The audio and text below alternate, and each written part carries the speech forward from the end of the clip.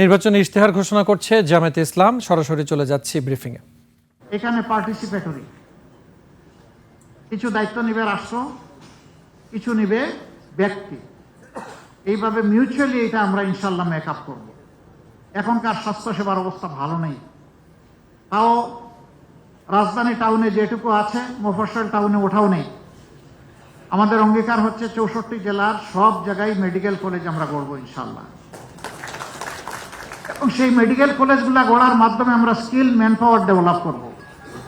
তারপরে ওই জেলা কেন্দ্রে বিশেষায়িত সরকারি হাসপাতাল থাকবে, সেখানে সবার জন্য ফ্রি হয়তো হবে না, কিন্তু গলা কাটাও হবে না।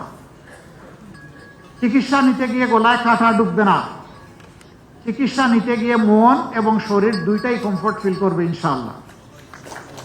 সেরকম স্বাস্থ্যসেবা আমরা গড়ে তুলতে চাই।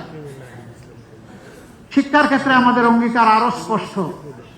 আমাদের বর্তমান শিক্ষা ব্যবস্থা হচ্ছে সার্টিফিকেট প্রোডাকশনের শিক্ষা ব্যবস্থা। আমরা এই শিক্ষাকে আমূল পরিবর্তন করতে চাই। আমাদের বিদেশি বন্ধু যারা আছেন, উন্নত শিক্ষা তারা তাদের দেশে নিশ্চিত করেছেন, আমরা তাদের সাথে বসবো। আমরা শিক্ষার দুইটা গুণগত পরিবর্তন আনতে চাই। একটা পরিবর্তনের মাধ্যমে প্রতি শিক্ষার্থীকে এই ইমপ্রেশন দেওয়া, ধারণা দেওয়া যে এটি তোমার দেশ, তুমি এই দেশ থেকে আলাদা কেউ নও, আর এই পর্যায়ে তোমার আসছে দেশের সমস্ত মানুষের অবদান আছে তোমার পিছনে। অতএব তোমার দায়িত্ব আছে, তুমি যখন শিক্ষিত হয়ে গুণী হয়ে যখন তুমি কিছু করার বয়সে পৌঁছবা, তখন এই জাতির ঋণ তোমাকে পরিশোধ করতে হবে। শিক্ষার মাধ্যমে এই মোরাল লেসনটা আমাদের শিক্ষার্থীদের মাধ্যমে আমরা দেওয়ার চেষ্টা করব। এরকম শিক্ষার্থী যারা আসে, আমি নিশ্চিত তারা তাদের দেশকে অবশ্যই ভালোবাসে। তারা স্বার্থপর, আত্মকেন্দ্রিক, সংকীর্ণ মনে হবে না। তারা উদার, দূরদৃষ্টি সম্পন্ন হবে, সবাইকে সম্মান করতে শিখবে, সবার হক তাদেরকে দেওয়ার জন্য সে তার সবটুকু উজাড় করে চেষ্টা করবে। এর সাথে আমরা প্রফেশনাল এডুকেশন, যেই এডুকেশন বেকার তৈরি করবে না, বরঞ্চ যেই এডুকেশন প্রত্যেকটি ক্ষেত্রে দক্ষ জনবল তৈরি করবে।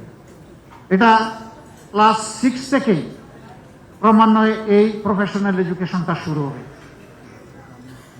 এই এডুকেশন যদি আমরা দিতে পারি, আমরা দুই দিক থেকে লাভবান হব। দেশের বুকে আমাদের এই দক্ষ জনবল আমাদেরকে দেশটা সুন্দর করে গড়ে দেবে। বিদেশে যদি যায়, সে মোর আর্নিং করবে, বেটার পজিশনে থাকবে, তার রিমিটেন্স আসবে দেশে অনেক বেশি। আমরা অবশ্য দুটা রিমিটেন্স চাই।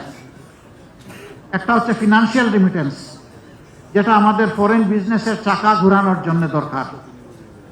এটা দুইভাবে আসে ফরেন ইয়েটা।